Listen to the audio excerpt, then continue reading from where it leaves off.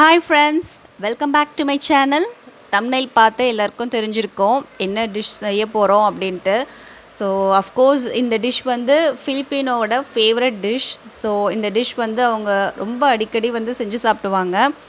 இந்த டிஷ்ஷை நம்ம இந்தியன் ஸ்டைலில் எப்படி செய்யலான்றது தான் நான் வந்து உங்களுக்கு சொல்ல போகிறேன். அதுக்கு முன்னாடி நம்ம சீ ஃபுட் எல்லாத்தையும் நம்ம ஷாப்பிங் பண்ணிக்கலாம். ஏன்னா நம்ம எல்லா சீ ஃபுட்டையும் நம்ம ஒரு பாட்டில் வந்து நம்ம செய்ய போகிறோம். ஸோ கண்டிப்பாக நமக்கு வந்து ஷாப்பிங் பண்ணிவிட்டு நெக்ஸ்ட்டு நம்ம ரெசிபி பார்க்கலாம் வாங்க.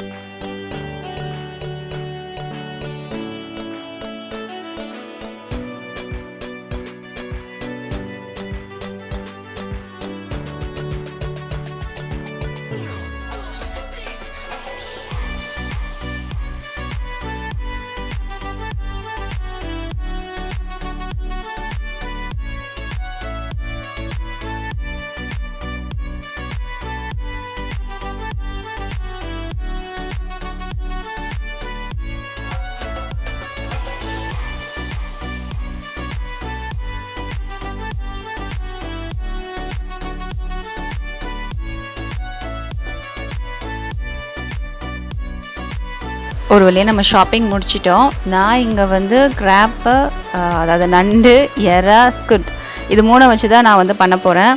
ஸோ இதுக்கு மெயின் இன்க்ரீடியண்ட் வந்து ஸ்ப்ரைட் வந்து நமக்கு ஒரு ஸ்வீட்னஸ் கொடுக்கும். அப்புறம் பட்டர் வந்து இதுக்கு ரொம்ப மெயின். ஸோ வாங்க இப்போ எப்படி பண்ணலான்னு பார்க்கலாம்.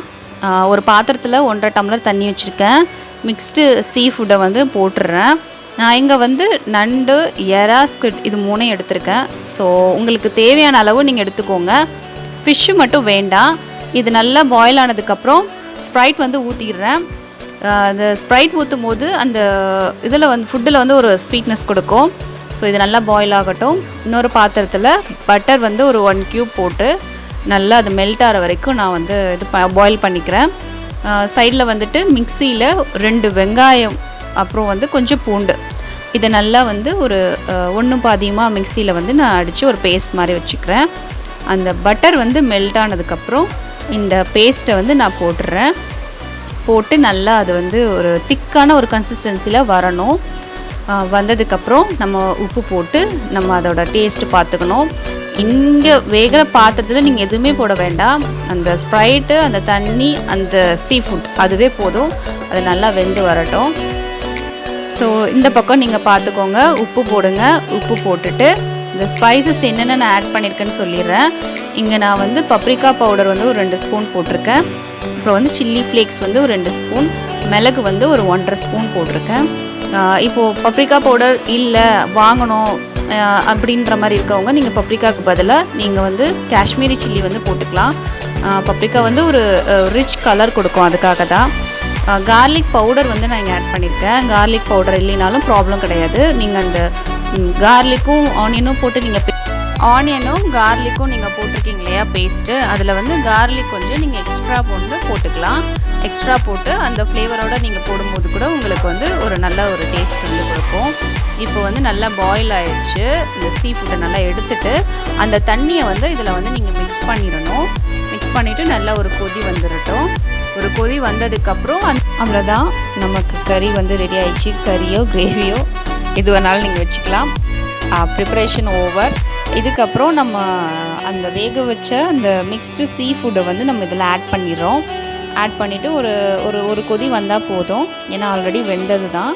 ஸோ ஒரு கொதி வந்துடட்டும். ஸோ இது வந்து நமக்கு சைட் டிஷ் தானே. மெயின் டிஷ்ஷு நம்ம என்ன பண்ணி இதுக்கு சாப்பிட்லாம்.